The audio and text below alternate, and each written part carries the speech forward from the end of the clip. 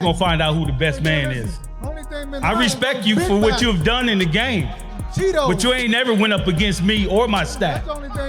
So you remember something. We've been here before. You trying to get there. Matchup with Canelo. Butt being his ass. How though? How does that look? Outbox his ass. Just outboxing this shit. What about the weight though? It don't matter. Butt been fighting big people all they fucking life. Is a pretty intelligent guy.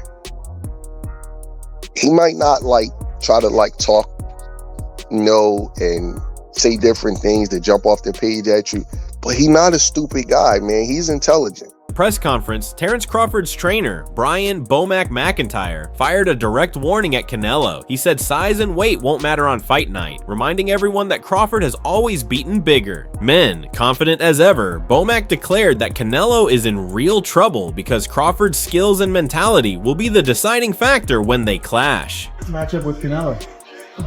Butt being his ass. How though? How does that look? Outbox his ass. Just outboxing this shit. What about the weight though? It don't matter. Butt been fighting big people all they fucking life. Yeah. What about the head movement, BoMac? Canelo's famed head movement. That's what I'm there for. That's what Saul there for. That's what Red there for. You know what I'm saying? It's called coaches. Yeah. So we gonna get past that shit. BoMac speaks with conviction about Terence Crawford's chances in the upcoming fight. He says this isn't just another bout, but a chance to cement Crawford as the best pound-for-pound fighter alive. According to him, Crawford's discipline and consistent work in the gym leave no room for excuses, showing the difference between a true champion and an ordinary fighter. BoMac believes Crawford's mix of skill and mentality will overcome any challenge. For him, this fight isn't only about winning, it's about making history on the world stage. Canelo Alvarez, Terence Crawford. How excited are you? Obviously, you've seen this journey with Terence, you've seen the doubters over the years, and he's now on the biggest stage again with people questioning, and you obviously have full confidence that he's going to come out and get victory on September 13th. Yeah, definitely. I'm definitely confident that he's going to get the victory. Second of all, I'm just happy for him and the team. So, the world can see once again why he considered the best pound-for-pound fighter in the world. There was many a time where he was maybe struggling to get certain fights, and then he had to almost kick that door down. Is it nice to see him sort of getting the fruits of his labour now and getting that generational wealth off the back of what is, obviously it's a hard career boxing, you don't get given anything. Definitely that. Definitely good to see him get, like you say, fruits of his wealth. Get me fights that, again, will show the world why he's the best fighter in the world. Show the world why he's the best fighter in the world. I'm just happy for him, man. Reports of Canelo Alvarez struggling with Jaron.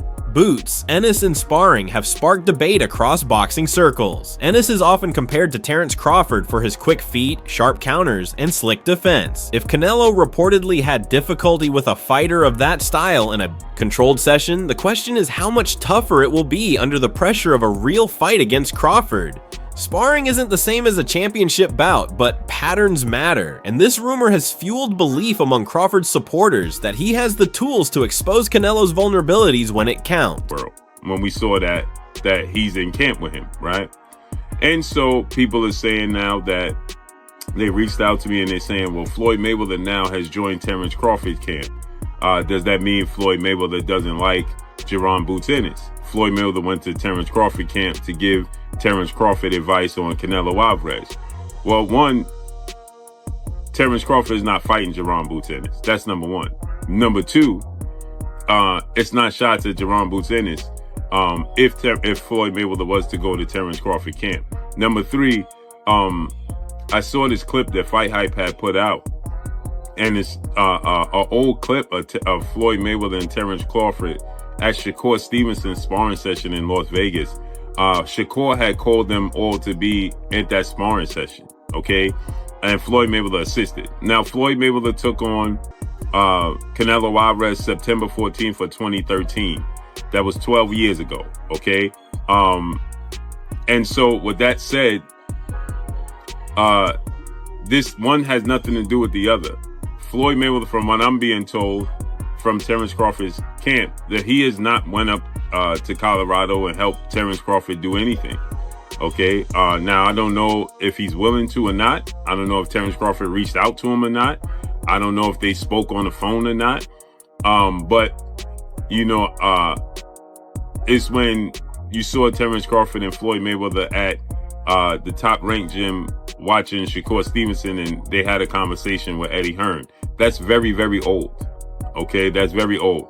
Now Floyd Mayweather has stand pat on Terence Crawford is the best fighter in the world currently right now as it stands. In response to the sparring talk, Brian BoMac McIntyre shut down comparisons between Jaron Boots, Ennis, and Terence Crawford. He acknowledged Ennis as a skilled fighter, but stressed that Crawford operates on a completely different level. BoMac argued that no sparring partner can truly replicate what Crawford brings, his mix of experience, adaptability, and mental sharpness. He emphasized that Crawford's edge isn't just about speed and movement, but his intelligence under pressure, something unique that can't be copied in the gym. For BoMac, this narrative only highlights his confidence that Crawford's individuality will stand out when it matters most. I know you saw him sparring with Boots. Give me your initial response to that. That don't mean shit, man. That don't mean shit. That don't mean nothing, man.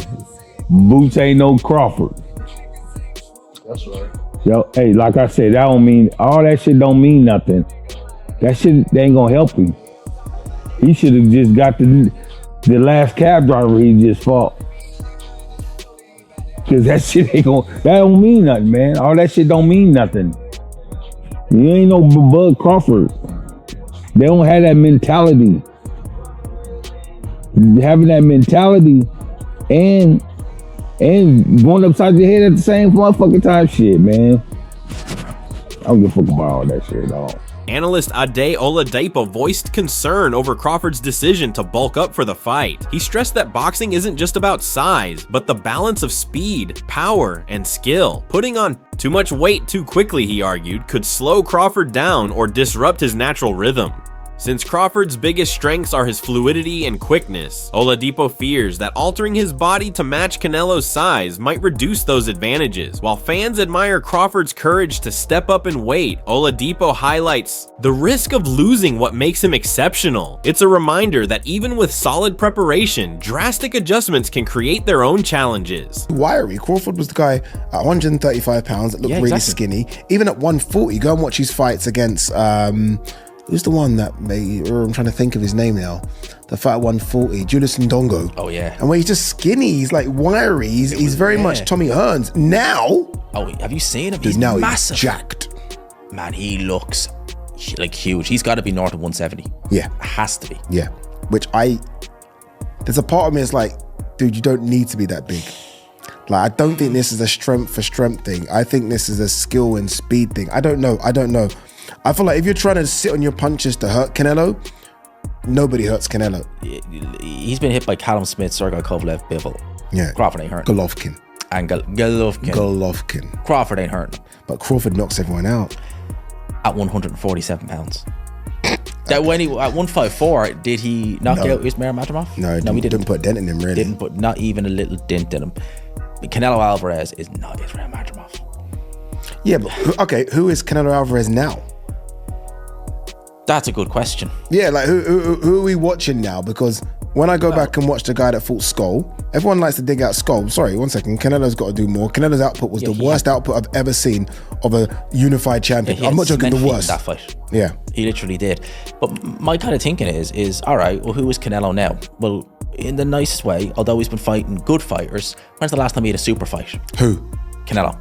And that's when we see the real Canelo, when he has a super fight. Okay, Bivol. Yes, correct. And he lost. But Bivol was significantly better at 175 pounds. Okay. Much bigger. Yeah. Crawford, similar in terms of they're both skilled. Trainer Bredman Edwards took a balanced stance on the matter. He acknowledged that Crawford is fully aware Jaron Ennis sparred with Canelo, and he respects the power and skill Ennis brings. But instead of letting that create doubt, Crawford folds the knowledge into his preparation. Edwards emphasized that Crawford's confidence isn't shaken by sparring partners or outside noise. What matters to him is the actual fight and his ability to adapt in real time.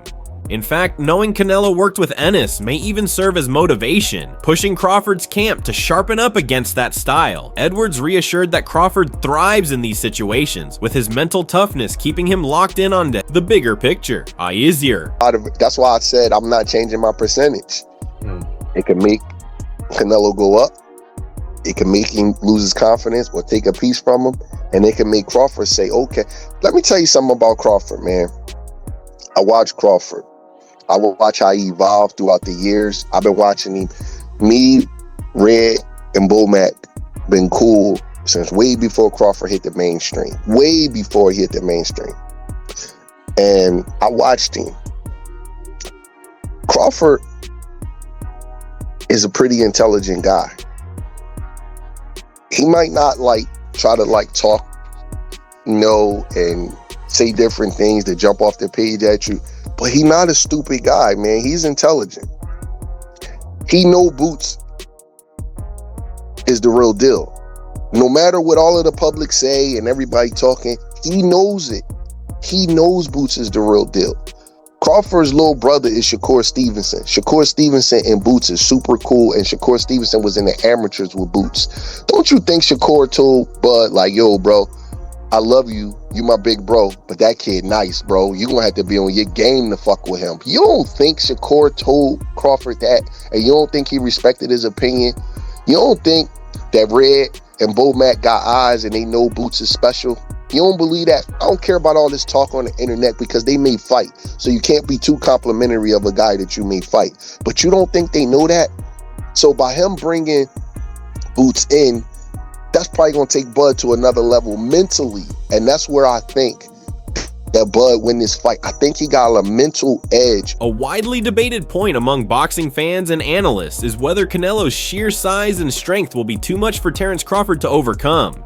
Supporters of Canelo emphasize his proven dominance at higher weight classes and doubt that Crawford, who began his career at lightweight, can withstand the punishment of a naturally bigger, stronger opponent. At the heart of this debate is the clash between physicality and skill. Critics of Crawford's chances argue that no matter how talented he is, natural physics cannot be ignored. Eventually, they believe Canelo's power shots could overwhelm him. This perspective reflects a large portion of the boxing community that views Crawford's move up in weight as a gamble too great, even for a fighter of his caliber. Canelo versus Crawford, who you got? I got Canelo winning. I think Canelo's gonna knock him out. But I think Canelo's gonna hurt him. I think he's just too powerful, man, too strong. I hope Terence Crawford does well and stuff, man, because I love the way he fights, and he's a hell of a fighter, and I respect him as well too. So I hope he puts up a good fight and everything. But at the end of the day, man, Canelo, if he catches you, dude, it's gonna knock you out. Look, at the end of the day, I always say this: he took Golovkin's biggest hit, and he took Bivol' biggest hit. I don't think Crawford could knock him out. I think Terence Crawford can knock Canelo out if he catches him, because with Gennady Golovkin hit harder, but he was a lot slower. Yeah. So when Canelo seen the punches coming, he's able to embrace. I think if Terence Crawford catches Canelo with a shot that he doesn't see coming, boom, then he could hurt him. You think so? Yeah. Another angle often discussed is Canelo's massive experience. At the very top level, analysts point out that he has faced nearly every type of fighter, slick technicians, aggressive punchers, and defensive masters, and done so under the brightest lights of championship stages.